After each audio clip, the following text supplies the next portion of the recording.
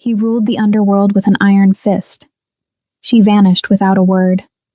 But when he broke down her door searching for answers, a tiny voice called him Daddy. The most dangerous man in the city just discovered he's a father. And the woman who ran from his world? She's about to learn that some men don't let go. Ever. This is the story of a mafia king who would burn his empire to ash. For the family he never knew he had. Welcome back to another unforgettable Afro-Korean story. Today's tale will break your heart and put it back together in ways you never expected. If you love emotional mafia romance with powerful twists, please subscribe and help us reach 1,000 subscribers. Your support means everything. Now, let's dive into a story about secrets, second chances, and a love that refused to die. She heard the lock break before she heard his voice. That's how she knew it was him. Not a knock, not a warning. Just the brutal efficiency of a man who didn't ask permission to enter rooms. Or lives. Naima froze in the kitchen, her son balanced on her hip, a bottle of warm milk in her trembling hand. 8 months old. Ezra had his father's eyes. She'd memorized every dangerous shade of brown in those irises, back when she thought love could save monsters. It couldn't. The door swung open, and there he was, Kang Min-ho, the man she'd loved, the man she'd fled, the crime lord who owned half the city's underground and all of its fear. He stood in her doorway like a wound reopened. 6 feet of controlled violence wrapped in a black suit that cost more than her rent. His hair was longer now, touching his collar. There were new shadows under his eyes. But his presence, God, his presence, still sucked the oxygen from the room. Naima. Her name on his lips felt like a knife dragged slowly across old scars. She didn't move. Couldn't. Ezra gurgled happily in her arms, oblivious to the way the world had just tilted sideways. Minho's gaze swept the apartment. Small, clean, painfully ordinary. Nothing like the penthouse they'd shared, where the city lights had painted her skin gold, and his mouth had written poetry in the dark. You changed your number. His voice was winter. Deleted your socials. Moved 3 times in 6 months. He stepped inside. The door closed behind him with a quiet click that sounded like a cell locking. I'm impressed, he continued, moving through her tiny living space like smoke. Most people can't hide from me for 3 days. You lasted a year. Naima's throat was dry. Minho, were you going to tell me? The question landed like a grenade. She looked at him. Really looked. And saw it. The fracture in his armor. The way his jaw tightened. The slight tremor in his hands that he hid by sliding them into his pockets. He knew. Somehow he knew. Tell you what? Her voice came out steadier than she felt. Minho's laugh was bitter. Don't insult us both. He took another step. Closer now. Close enough that she could smell his cologne. Cedar and smoke and expensive things. Close enough to see the fury and hurt warring in those beautiful, terrible eyes. I've spent a year wondering what I did wrong, he said quietly, dangerously. A year thinking you left because you were scared, or smart, or both. Ezra chose that moment to drop his bottle. It hit the floor with a soft thud, and reached for Minho. Tiny hands, bright smile. Papa! The word was clumsy. Innocent. The babbling of a baby who saw a face that looked like his own in the mirror every morning. Minho went absolutely still. His eyes, those dark, lethal eyes that had ordered men's deaths without flinching, widened, fixed on the child in Naima's arms like he was seeing a ghost. He's 8 months old. Naima's voice cracked. Do the math. Silence. The kind of silence that precedes earthquakes. Minho's gaze traveled from Ezra's face to hers, and back again, taking in the dark curls, the sharp cheekbones, the exact shade of brown in eyes that mirrored his own.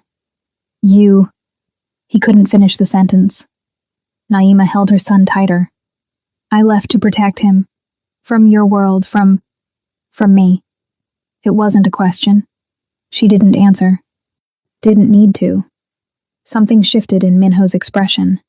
The fury bled away, leaving something rawer, more dangerous. Vulnerability. He took a step forward, then another, until he was close enough that she could feel the heat radiating from his body. Close enough to see his hands shake as he reached out. Slowly, like approaching something sacred and fragile. Can I? Naima's instinct screamed to pull away, to run again, to protect her baby from the man whose empire was built on blood and broken bones. But Ezra was already reaching back. Papa! And Minho, the crime lord, the underground king, the man who'd made grown killers weep, looked at his son and shattered. His fingers brushed Ezra's tiny hand. The baby grabbed his thumb, and Minho's carefully constructed walls crumbled into dust. His name, he whispered. What's his name? Ezra. Ezra. Minho repeated it like a prayer, like a promise. His eyes were wet. He has your smile. He has your everything else. The silence between them now was different, heavier, filled with a year of absence and a lifetime of questions. Minho looked at her, really looked, and she saw him see her exhaustion. The circles under her eyes, the cheap furniture, the life she'd built alone. Why didn't you tell me? Naima's laugh was hollow. Because you're a crime lord, Minho. Because people die in your world. Because I couldn't risk him. Her voice broke. I couldn't risk losing him the way I almost lost myself in you. You think I would have let anything happen to him? To you? I think your enemies don't care what you allow. Truth landed like a blow. Minho's jaw clenched. Because she was right. In his world, love was a liability. Family was a target painted on your back. Caring about anything made you weak.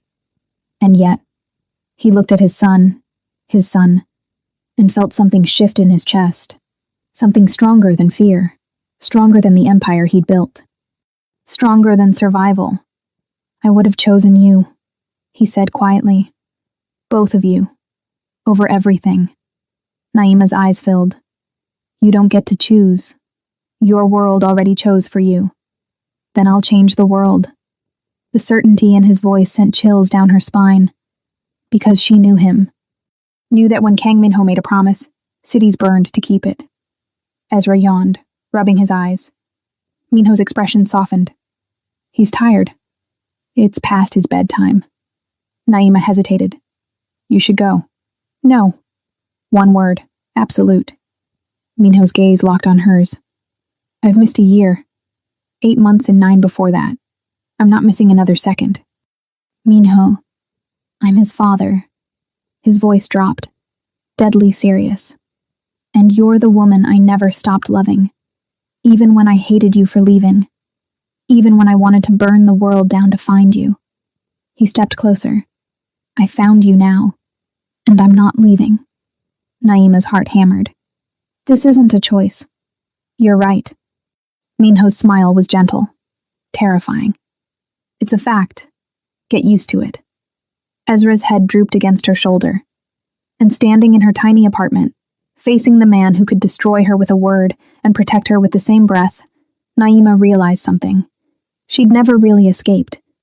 You can't outrun a man who owns the shadows. Minho didn't leave. He watched her put Ezra to bed like a man memorizing scripture. Every gentle touch. Every whispered lullaby. The way she smoothed their son's curls back from his forehead. The kiss she pressed to his temple. He stood in the doorway of the small bedroom, and Naima felt his presence like heat against her back. When she finally turned, he was still there. Waiting. Patient in a way that terrified her because Kang Minho was never patient. He took what he wanted. Burned what stood in his way. But here, in the soft glow of a nightlight shaped like a moon, he was something else entirely. Human. He looks peaceful, Minho said quietly. Naima moved past him, pulling the door half closed. He is, and I'd like to keep it that way. In the living room, the distance between them felt both infinite and non-existent. She wrapped her arms around herself. He leaned against the wall, hands in his pockets, watching her with those eyes that saw too much. "How did you find me?" she asked. "You used your real name at the clinic." His voice was soft. "Factual. The pediatrician's office. I have people everywhere, Naima. You know that." She did. God, she did. "I was careful. You were brilliant." He pushed off the wall. "It took me 11 months. 11 months of chasing ghosts and shadows. Most people would have given up. But not you. Never me." The weight of that truth settled between them. Minho moved to the window. Outside, the city glittered like broken glass. His city, his kingdom. The empire he'd inherited at 23 when his father's enemies put a bullet in the old man's chest. "Do you remember the last night?" he asked. "Before you left?" Naima's breath caught. "Minho, we were at the penthouse. You were wearing that blue dress, the one that made you look like midnight." His reflection in the glass was haunted. "I told you I loved you. You said it back. And then you kissed me like you were memorizing the taste. Please don't." The next morning, you were gone. He turned.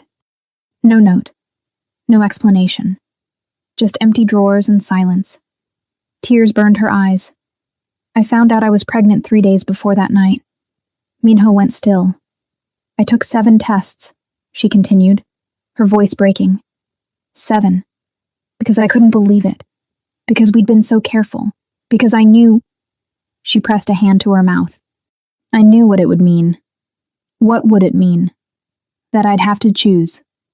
Between loving you and protecting our baby. Naima looked at him. Really looked. "Your enemies don't just kill you, Minho. They destroy everything you love. Your father's rivals murdered his wife. His daughter. They burned his entire family to ash before they came for him." Minho's jaw clenched. "That was different." It wasn't. She stepped closer. "You told me yourself. You said loving someone in your world is painting a target on their chest. You said the moment your enemies know you care about something, they'll use it to break you. So you left to protect him. To protect both of you." Her voice dropped. "Because if they killed him, it would destroy you. And if they used him to control you, it would destroy everything you built. Either way, we'd all lose." Silence. Heavy. Suffocating. Minho's hands flexed at his sides. "You don't think I could have kept you safe? I think you would have tried, and I think it would have cost you everything." Naima's voice softened. "You're the underground king, Minho. But kings can't show weakness, can't have soft spots, can't love." The word hung between them like smoke. She didn't answer. Minho crossed the space between them in 3 strides. Close now. Too close. She could see the gold flecks in his dark eyes, the scar on his left eyebrow from a fight when he was 16, the slight tremor in his breathing. "You're wrong," he said quietly, intensely, about all of it. "Minho, I would have burned my empire to the ground before I let anything happen to you, to him." His hand rose, hovering near her face but not touching. "Not yet. You think my enemies are my greatest threat? They're not. My greatest threat is living without you. It's waking up every morning in a world where I don't know if you're alive, if you're safe, if you..." His voice cracked. Naima's walls trembled. "I've killed men for less than what you did to me," he whispered. "But standing here, looking at you, seeing my son sleeping in the next room..." He closed his eyes. "All I want is to hold you. To make up for every second I missed. To be the man you needed me to be a year ago. You can't just... watch me." His hand finally touched her face. Gentle. Reverent. Like she was made of light and lies, and everything sacred. Naima's breath hitched. "This doesn't change anything. It changes everything. Your world is still dangerous. Then I'll make it safe." His thumb brushed her cheek. "I'll dismantle every threat, eliminate every enemy, build walls so high nothing can touch you. You can't control everything. No, His smile was sad, determined. But I can control who lives and who disappears. And anyone who even thinks about touching my family will learn why they call me the Reaper. The nickname sent chills through her. The Reaper. Because Minho didn't just kill his enemies, he erased them. Made them vanish so completely their own mothers forgot their names. This is exactly what I was afraid of, Naima whispered. You becoming this. I've always been this. His forehead touched hers. You just made me want to be more. For a moment they stood like that, breathing the same air, existing in the space between what was and what could never be. Then Ezra cried out. A small sound. A sleepy whimper. They both turned toward the bedroom. I'll go, Minho said. You don't know. Then teach me. Something in his voice stopped her. Something raw and desperate and entirely human. She watched him walk to Ezra's room. Watched him pause at the door like he was entering a temple. Watched the most dangerous man she'd ever known approach a crib with hands that had broken bones and necks, now trembling as they reached for his son. Ezra's crying stopped the moment Minho picked him up. The baby looked at his father with wide, curious eyes. And Minho looked back like he was seeing God. Hey, he whispered. Hey, little king, His voice broke. I'm your dad. Ezra grabbed his finger, held on tight. And Minho, the crime lord, the underground king, the man who'd built an empire on fear, smiled. Actually smiled. Naima's heart shattered and rebuilt itself in the same breath, because she realized something terrifying. She'd never stopped loving him. And now, watching him hold their son, she knew she never would. He stayed. Not just that night, but the next morning, and the one after that. Minho didn't ask permission. He simply existed in her space like gravity, unavoidable, undeniable, absolute. He learned Ezra's schedule, the way he liked his bottle warm but not hot, how he giggled when you blew raspberries on his stomach, that he refused to sleep without his stuffed elephant. Naima watched the transformation with equal parts wonder and terror, because this version of Minho, the gentle one, the patient one, the one who sang Korean lullabies at 3 a.m, was more dangerous than the crime lord. This one she could fall for again. This one she already had. On the third morning, she found him in the kitchen. He'd bought groceries. Real groceries. Not the cheap staples she stretched between paychecks, but fresh vegetables, quality meat, ingredients she'd forgotten existed. You don't have to. I want to. He was making breakfast, actually cooking. The sleeves of his white shirt rolled up, revealing forearms marked with scars and stories. When's the last time someone took care of you? The question landed like a punch. Naima sat down. I take care of myself. That's not what I asked. She didn't answer. Minho set a plate in front of her. Eggs, toast, fruit arranged like art. He'd even remembered she took her coffee black with 1 sugar. Eat, he said gently. You're too thin. I'm fine. Naima. His eyes locked on hers. Eat. So she did. And it was the best meal she'd had in a year. They fell into a rhythm. Fragile. Temporary. Like dancing on the edge of a blade. Minho left for a few hours each day. Business, he said. She didn't ask what kind. Didn't want to know how many lives ended in the time it took him to kiss Ezra goodbye and return smelling like expensive cologne and expensive sins. But he always came back. Always. With gifts, a new crib, clothes that actually fit, toys that made Ezra laugh. Once he brought her a dress, deep blue like the night, and said nothing. Just hung it in her closet like a promise. You can't buy your way into our lives, she said one evening. They were on the couch, Ezra asleep between them, the TV playing something neither watched. Minho's gaze was steady. I'm not trying to buy anything. I'm trying to give you what you should have had all along. What's that? Help. Partnership. He paused. Me? Naima's throat tightened. You say that now. But what happens when your world crashes into this one? When someone figures out the feared Kang Minho has a weakness? Then they die. Simple, cold, absolute. She looked at him. You can't kill everyone. Watch me. The terrifying part was, she believed him. Minho shifted, careful not to wake Ezra. I've been thinking. Dangerous. His lip quirked, almost a smile. There's a house, outside the city, gated, secure. It has a yard. Room for him to grow. He glanced at their son. Room for all of us. Naima's heart stopped.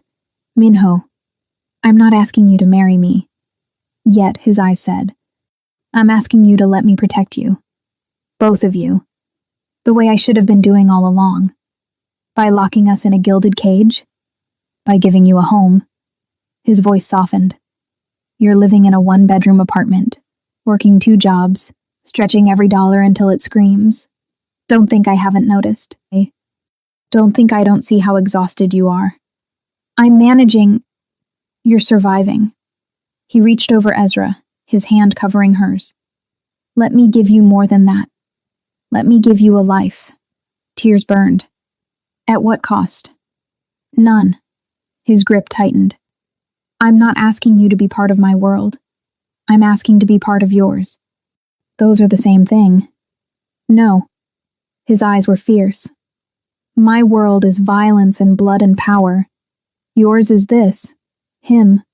Lullabies and bottle feedings and quiet mornings. I don't want to bring darkness into your light. I want to... He stopped, swallowed hard. I want to be worthy of it. Naima stared at him. At this man who'd ordered executions without flinching, now looking at his sleeping son like he held the universe in 8-month-old hands. You're asking me to trust you. I'm asking you to let me earn it. The honesty in his voice undid her. Before she could respond, his phone buzzed. Once, twice. Insistent. Minho's expression shifted. The softness bled away, replaced by something harder. Colder. The crime lord returning. He glanced at the screen. His jaw tightened. I have to go. Now? Now. He stood carefully, kissing Ezra's forehead. Then he looked at her. Lock the door behind me. Don't open it for anyone. I'll text you when I'm coming back. Fear crept up her spine. What's wrong? Nothing you need to worry about. Minho. He cupped her face, kissed her forehead. A benediction. A promise. I'll handle it. Then he was gone. And Naima sat in the sudden silence, holding their son, wondering what kind of hell was brewing in the shadows. 3 hours later, her phone lit up. Not a text. A news alert. Breaking. Explosion rocks downtown nightclub. Multiple casualties. Authorities investigating. Her blood ran cold. She knew that club. Minho owned it. Her hands shook as she called him. Once. Twice. Voicemail. Pick up, she whispered. Please pick up. Nothing. Ezra stirred in his crib, sensing her panic. She tried again. And again. The 6th call went through. Naima. His voice was rough, distant. Are you okay? The news? I'm fine. Where are you? Silence. Minho, where? Handling it. Background noise, shouting, someone crying. I'll be home soon. That was your club. I know what it was. His tone shifted. Darker. Go to sleep. I'll be there before morning. Don't lie to me. I'm not. A pause. I love you. The line went dead. And Naima stood frozen, her phone clutched in shaking hands, realizing the truth she'd been avoiding. His world hadn't crashed into hers. It already had. And there was no going back. He came back at dawn. Naima hadn't slept. Couldn't. She'd spent the night watching news coverage, each update more horrific than the last. 7 dead, dozen injured. The explosion wasn't an accident. It was a message. She heard his key in the lock, quiet, controlled, like he was trying not to wake the dead, but she was already standing in the kitchen, arms wrapped around herself, when he walked in. Minho looked like war. His suit jacket was gone. His white shirt had smoke stains. There was blood on his collar. Not his, she prayed, and his eyes held the kind of emptiness that came after witnessing hell. "You're awake," he said quietly. "Did you think I'd sleep?" Her voice shook. 7 people died, Minho. "I know. Your club wasn't the target." He moved past her to the sink, washed his hands. The water ran pink. "I was." The words hit like bullets. Naima's knees went weak. "What?" "Rival family, the Kozlovs." He dried his hands methodically. "They've been making moves for months, testing boundaries. Tonight they crossed a line. By killing innocent people. By trying to kill me." His gaze met hers. "I wasn't there. I was here. With you. With Ezra." His jaw tightened. "They thought I'd be at the club. I'm always at the club on Tuesday nights. But I changed my routine. Because of us, the unspoken words hung heavy. So people died because you weren't there? People died because the Kozlovs are animals." His voice hardened. "And now they'll learn what happens when you come for what's mine." The cold certainty in his tone sent ice through her veins. "What are you going to do?" "What I always do." He looked at her. "Handle it." "Handle it how?" Silence. She stepped closer. "Tell me. If we're doing this, if you're asking to be part of our lives, I need to know what that means." Minho's expression was unreadable. "You don't want to know." "Yes, I do." "No." He moved toward her. "You want to believe I'm something I'm not. That I can be soft and safe and good. But that's not who I am, Naima. I'm the man who makes problems disappear. The one who ends wars by being more terrifying than the alternative. So you're going to kill them. I'm going to erase them." His voice dropped. "Every Kozlov, every associate, every person who knew about that bomb and didn't stop it. By the end of the week, they won't exist. Not even as memories." Naima's heart hammered. "And this is what you want Ezra to inherit? This legacy of blood?" The question struck like a blade. Minho flinched. Actually flinched. "No," he whispered. "God, no." "Then what's the alternative?" He turned away, faced the window. The city was waking up beyond the glass, oblivious to the war brewing in its shadows. "I've been thinking about that," he said quietly. "Since the moment I held him. Since I realized he has your smile and my eyes and a future I never had." His shoulders tensed. "My father built this empire. My grandfather before him. 3 generations of blood and bodies and broken things. And you want to end it. I want to transform it." He looked back at her. "Go legitimate. Clean. Wash the money. Sell the clubs. Cut ties with anyone still in the life. Build something Ezra can inherit without becoming a monster." Hope and fear warred in her chest. "That's not possible. It's never been done. Not successfully." His smile was grim. "But I'm not most men. The Kozlovs are the last obstacle." His eyes hardened. "Once they're gone, the other families will fall in line or fall apart. I'll be the last king standing, and then I'll abdicate." Naima stared at him. "You're serious." "I've never been more serious about anything in my life." He crossed to her, took her hands. "I can't undo what I've done. Can't bring back the people I've hurt or killed. But I can make sure Ezra grows up, knowing his father chose him over power." Tears spilled. "What if they come for him first? What if they won't?" His grip tightened. "I've already moved security into place. The building is being watched. So is this block. Anyone who doesn't belong gets identified and dealt with before they get close. Dealt with. Removed." His voice was steel. "Not killed. Not unless they force my hand. I'm trying, Naima. To be better. For you. For him." She wanted to believe him. God, she wanted to. But believing Kang Minho meant accepting that love and violence could exist in the same breath. That the hands holding hers had also ended lives. That the man promising her safety was the same one the city feared. I don't know if I can do this, she whispered. Then don't. He released her hands, stepped back. I'll still protect you. Both of you. You'll never want for anything.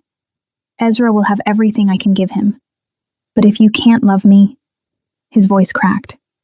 If you can't see past what I am, I see exactly what you are. She closed the distance. That's what terrifies me. Their eyes locked. You see a monster, he said. I see a man trying not to be one. Her hand touched his chest, felt his heartbeat. And I'm terrified that trying won't be enough. Minho's hand covered hers. What if it is? What if it's not? From the bedroom, Ezra began to cry. The sound shattered the moment. They moved together. A dance they'd learned in days. She took the baby. He warmed the bottle. They existed in the small space like planets orbiting the same impossible sun. Naima fed their son while Minho watched, memorizing, learning, becoming something new. I'm moving you, he said finally. Today, the house I mentioned. It's ready. Minho, this isn't negotiable. His tone left no room for argument. After last night, you're not safe here. Ezra's not safe here. The Kozlovs know about you now. They'll use that. Fear spiked. How do they know? Because someone talked. His expression went cold. Someone in my organization saw me here, followed me, sold that information. What did you do to them? Silence. She didn't ask again. Pack what matters. Minho continued. Everything else I'll replace. We leave in 2 hours. We? I'm not leaving you alone. Not now. Not ever. He looked at Ezra. He's already lost a year of having his father. I won't let him lose another day. Naima's throat tightened. What about your empire? Your war? I'll handle both. His smile was sharp, deadly. I'm very good at multitasking. And watching him hold his son while planning the destruction of his enemies, Naima realized something. She wasn't just in love with a crime lord. She was in love with a man trying to burn his crown for a chance at redemption. And that was either the most beautiful thing in the world, or the most tragic. The house was a fortress disguised as a dream. 20 minutes outside the city, gated, guarded, surrounded by trees that whispered secrets to the wind. Inside, it was something else entirely. Light, space, rooms designed for living, not surviving. A nursery that looked like it belonged in a magazine. Windows that framed the sky like art. It's too much, Naima whispered. Minho carried Ezra through the entrance. It's exactly enough. She walked through rooms that smelled like new paint and possibility, touched furniture that cost more than she'd made in years, stood in the kitchen where marble counters gleamed and appliances hummed with quiet efficiency. When did you... 3 months ago. He set Ezra down on a soft rug. The baby immediately crawled toward a basket of toys. When I started getting close to finding you, I wanted to be ready. You bought a house before you even knew if I knew. His eyes met hers. I always knew. The certainty in his voice should have angered her. Instead, it made her want to cry. Because he'd built this sanctuary, this home. Not for himself, but for them. Their security, he continued. Cameras, armed guards who rotate every 6 hours, panic rooms on each floor, underground exit if we need it. He saw her expression. I know it sounds like a prison. It sounds like you're expecting war. I'm preparing for it. He moved closer. The Kozlovs won't stop. Not until they're gone, or I am. So until this is over, you stay here, safe, hidden. And you? I go hunting. The word sent chills through her. Naima looked at Ezra, their son, playing with toys, oblivious to the violence circling their lives like wolves. How long? She asked. How long until it's over? A week, maybe less. His jaw tightened. I'm calling in every favor, activating every asset. The Kozlovs have enemies. I'm making them allies. You're starting a war. I'm ending one. He turned her to face him. This is the last time. After this, I'm done. No more empires, no more bloodshed, just... He glanced at Ezra. Just us. She wanted to believe him. God, how she wanted to. But belief required trust. And trust required forgetting every reason she'd run a year ago. What if you can't walk away? She whispered. What if this world won't let you?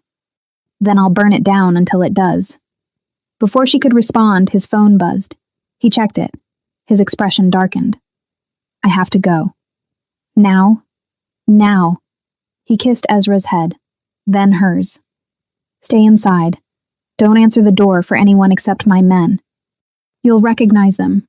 They wear black, no visible weapons, and they'll use the code word fortress before entering. Minho. I'll call every hour. He was already moving toward the door. If you even suspect something's wrong, hit the red button in the master bedroom. It'll lock down the house and alert my most trusted men. Fear clawed up her throat. What's happening? He paused, looked back, and for just a moment, she saw past the crime lord to the man beneath, scared, determined, fighting for something more important than power. I'm keeping you safe, he said. That's all that matters. Then he was gone. And Naima stood in her beautiful fortress, holding her son, wondering if safety and love could ever truly coexist in Minho's world. The days blurred together. Minho kept his promise, called every hour, sometimes just to hear her voice, sometimes to listen to Ezra babble. Once, at 3 a.m, just to say he missed the way she smelled like vanilla and home. But he didn't come back. Soon, he'd say. Just a little longer. The guards rotated, silent, professional. They never looked at her directly, never spoke unless necessary. She felt like a queen in a tower, protected, isolated, waiting for a prince who was currently dismantling an empire. On the 4th day, one of the guards brought news. The Kozlov estate burned last night, he said without emotion. Total loss. No survivors. Naima's blood went cold. How many? 17 confirmed. 17 people, gone, erased, because they'd threatened her son. She should have felt relief, safety, victory. Instead, she felt sick. That night, Minho called as promised. I heard, she said. Silence. Tell me you didn't. It wasn't me. His voice was tired. Not directly. Kozlov's own men turned on him. Apparently loyalty has a price, and I paid it. So you bought their deaths. I bought our future. He paused. Does that make you hate me? Naima closed her eyes. It makes me understand why I left. And why you stayed away. Yes. More silence. Then, I'm coming home tomorrow. It's over. The Kozlovs are gone. Their allies scattered. The other families accepted my terms. What terms? Peace, transition. In 6 months, my empire goes legitimate, or goes dark. Anyone who wants to stay criminal finds a new king. His voice softened. I choose you, both of you, over all of it. Tears spilled. What if it's not enough? Then I'll keep choosing you until it is. The call ended, and Naima sat in the nursery, watching Ezra sleep, wondering if redemption was even possible for a man who'd built his throne on bones. He arrived at dawn, exhausted, haunted, but alive. Minho stood in the doorway of the nursery, watching her rock their son. He didn't speak, didn't move, just existed in the space between who he'd been and who he was trying to become. Finally, Naima whispered, Is it really over? The war? Yes. And everything else? He crossed to her, knelt beside the rocking chair, took her free hand. I won't lie and say I'm suddenly clean, that there's no blood on my hands or darkness in my past. His thumb brushed her knuckles. But I swear on his life, he looked at Ezra. I'm done. No more kills, no more empire. Just a man trying to be worthy of his family. What if I can't forgive you? Then I'll spend forever earning it. Naima looked at him, really looked, saw the exhaustion. the determination, the love that had survived a year of separation and 4 days of war. I never stopped loving you, she confessed. Even when I hated you for what you were. Even when I ran. I never stopped. Minho's eyes closed. Say it again. I love you. Her voice broke. I'm terrified and angry and so in love with you it hurts. He rose, pulled her up, careful of the baby between them, and kissed her, soft, desperate, a promise written in breath and touch. When they broke apart, Ezra stirred, opened his eyes, looked at his parents together and smiled. And in that moment, Naima chose to believe. In second chances, in redemption, in a love strong enough to survive empires and ashes. 6 months later, the news broke on a Tuesday. Crime lord turned philanthropist, Kang Minho announces billion-dollar foundation. Naima read the headline 3 times before believing it. She found him in the garden, Ezra toddling beside him, chasing butterflies with sticky hands and pure joy. You actually did it, she said. Minho looked up, smiled, the kind of smile that no longer carried shadows. I told you I would. I know, but saying and doing are the same thing when you love someone enough. He caught Ezra as the baby stumbled, lifted him high. Their son's laughter rang like bells. Naima watched them, father and son, 2 people who shouldn't exist together but did anyway. The foundation will focus on education, Minho continued, getting kids out of the life before they get in, breaking cycles. He looked at her. Everything I didn't have. And the empire? Dissolved, sold, donated. He set Ezra down. Some of my old associates went independent. Most went legitimate. The rest, he shrugged, found new kings. And the Kozlov's enemies, scattered, uninterested in revenge against a man who no longer holds power. His smile was slight. Turns out when you stop being a threat, people stop trying to eliminate you. Naima moved closer. Any regrets? Just one. He pulled her against him. That I didn't do this sooner.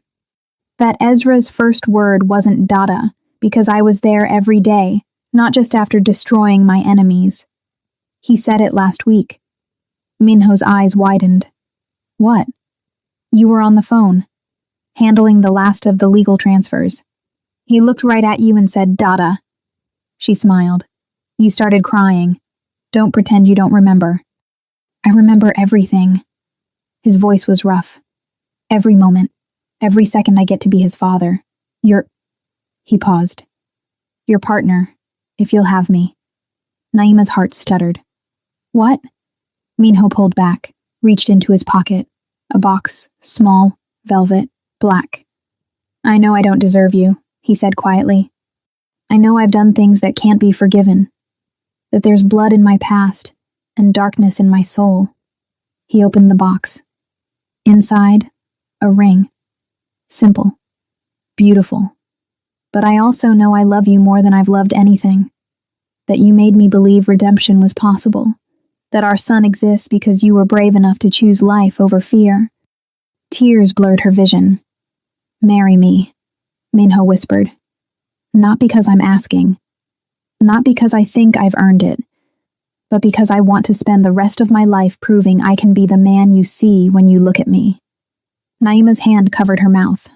Ezra toddled over, grabbed his father's leg. Dada?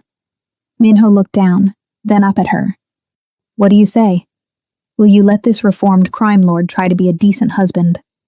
She should have said no. Should have remembered the bodies, the blood, the empire built on fear. But she looked at him, really looked, and saw only the man who'd burned it all down for a chance at forever.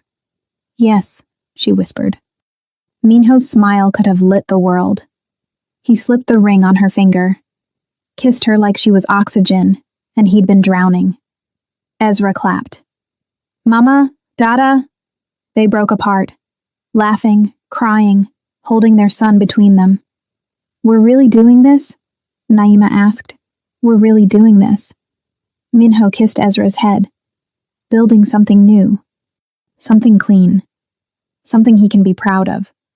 And if the past comes back, then we face it together. His hand found hers. No more running, no more secrets, just us. Naima looked at the house, the garden, the life they'd built from ashes and impossible choices. I love you, she said. I know. Minho grinned. You told me 6 months ago. I've been holding on to that confession like treasure. Say it back.